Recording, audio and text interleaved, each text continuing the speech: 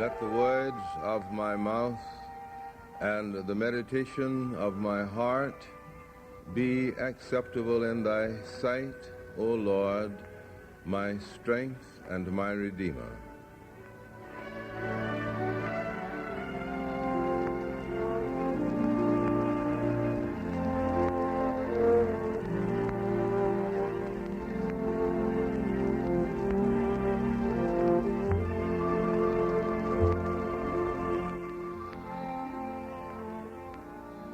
Because next week is the birthday anniversary of Abraham Lincoln, I am going to do as I did last year, read some of the sections from John Brown's Body by Stephen Benet.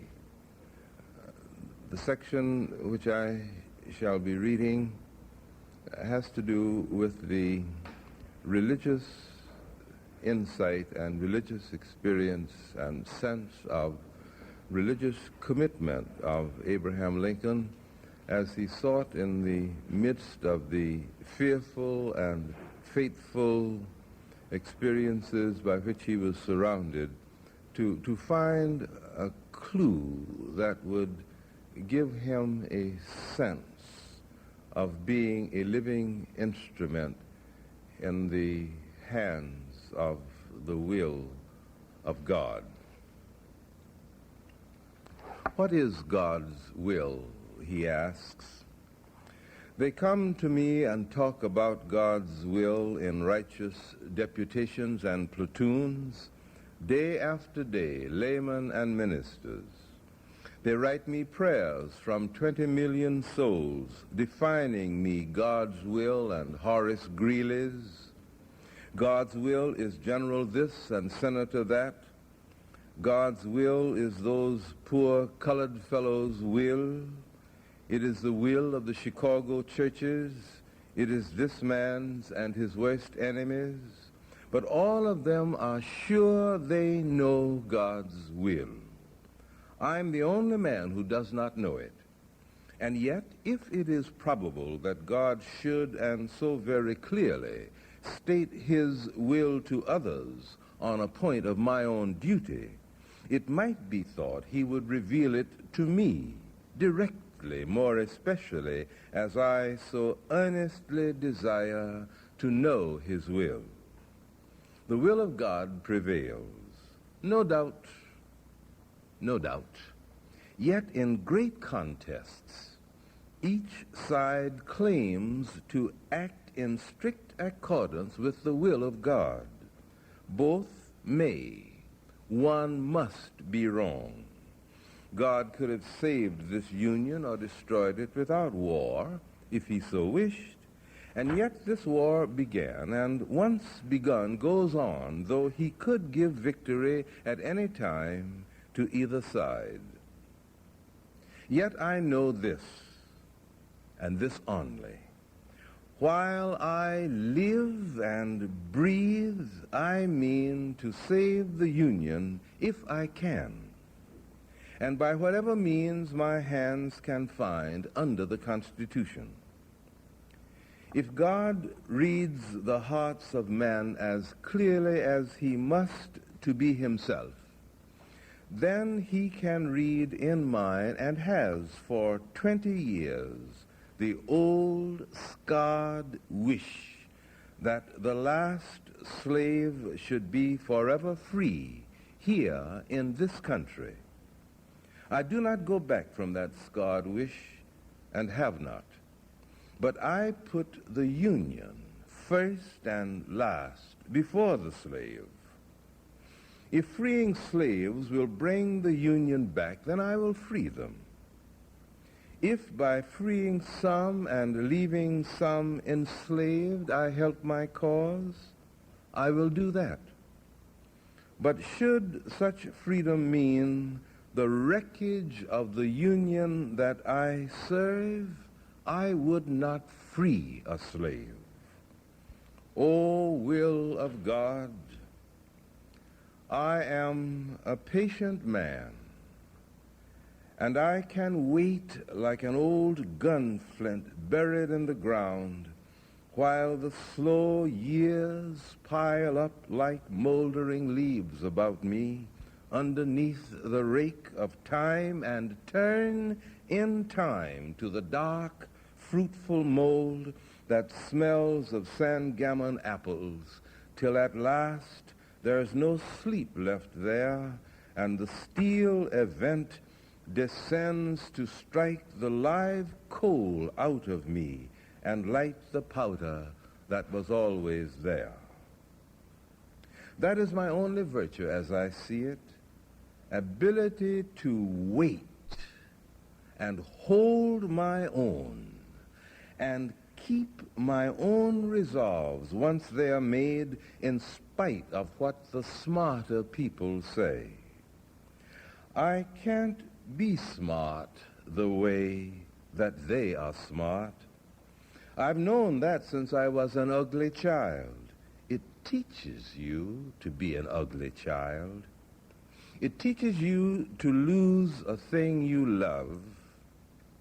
It sticks your roots down into Sangamon ground and makes you grow when you don't want to grow, and makes you tough enough to wait life out, wait like the fields under the rain and snow. Therefore, at last, I lift my hands to you who were and are and must be, if our world is anything but a lost, ironclad ship with a crew of fools and mutineers to drift between the cold forts of the stars. I've never found a church that I could join, although I prayed in churches in my time and listened to all sorts of ministers. Well, they were good men, most of them, and yet the thing behind the words, it's hard to find. I used to think it wasn't there at all, couldn't be there. I cannot say that now. And now I pray to you and you alone. Teach me to know your will. Teach me to read your difficult purpose here, which must be plain if I had eyes to see. Make me just. I should have tried this course with younger legs. This hunting ground is stiff enough to pull the metal heart out of a dog of steel. I should have started back at Pigeon Creek from scratch, not 40 years behind the mark. But you can't change yourself. And if you could, you might fetch the wrong jackknife in the swap. It's up to you to whittle what you can with what you've got. And what I am for what it's worth, hippo and legs and all. I can't complain. I'm ready to admit you could have made a better-looking dog from the same raw material, no doubt. But since you didn't, this'll have to do. Therefore, I utterly lift up my hands to you, and here and now beseech your aid. I have held back when others tugged me on. I have gone on when others pulled me back, striving to read your will, striving to find the justice and expedience of this case, hunting an arrow down the chilly airs until my eyes are blind with the great wind and my heart sick with running after peace. And now I stand and tremble on the last edge of the last blue cliff, a hound beat out, tail down, and belly flattened to the ground. My lungs are breathless, and my legs are whipped. Everything in me is whipped except my will. I can't go on, and yet I must go on. We can fail and fail, but deep against the failure, something wars. Something goes forward. Something lights a match.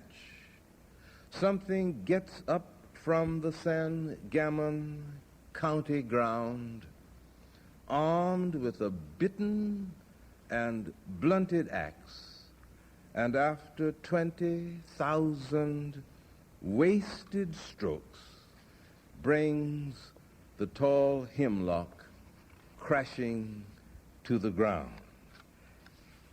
And now, let me pull just one other line out. Everything in me is whipped except my will. I can't go on, and yet I must go on. In one way or another, every man has stood at that same spot with reference to the contradictions and the problems and the paradoxes of his own life. May we say also with him, I can't go on, and yet I must go on.